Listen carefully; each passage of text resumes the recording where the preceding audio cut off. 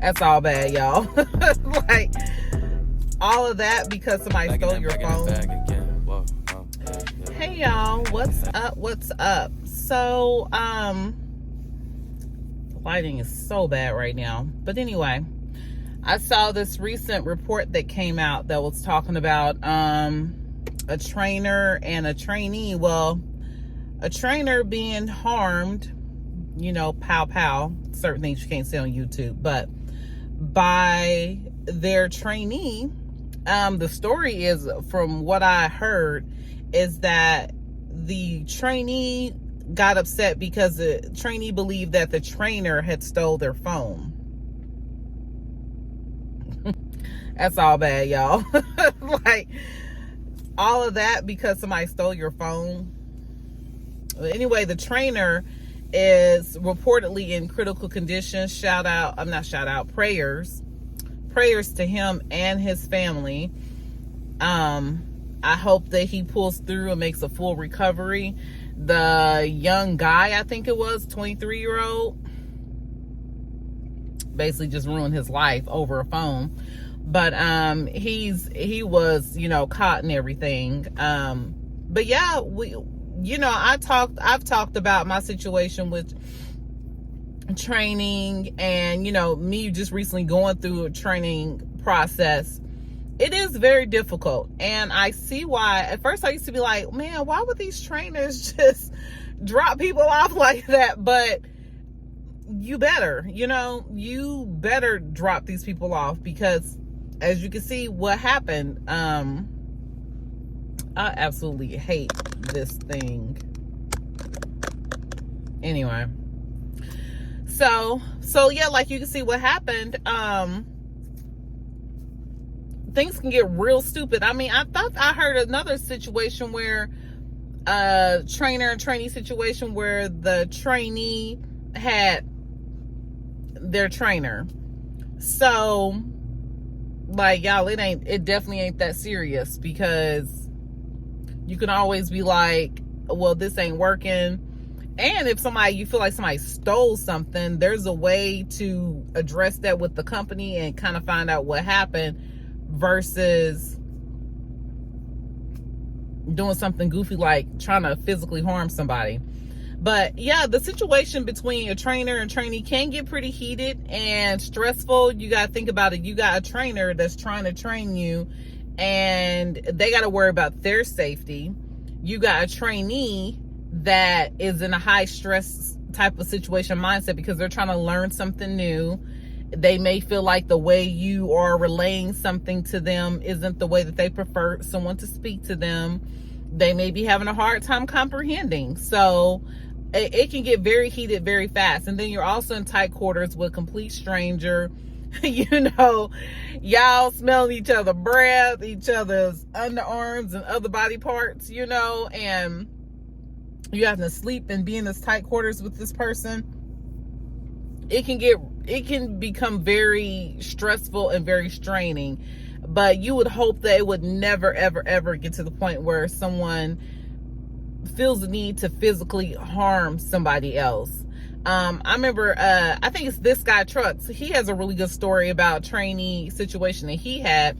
And from his story is pretty funny. Y'all gotta check it out. His name is This Guy Trucks. But he had to leave his trainee at the truck stop, I think it was, because he felt like he had saw that his trainee had stolen his fuel card, like the little rewards card, which is something so petty and so stupid.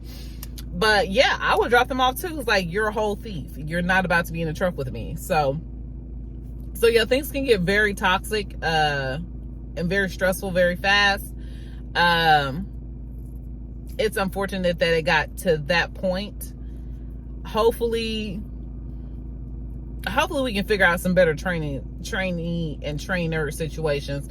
I do think that, I think it is, I believe Swift did this.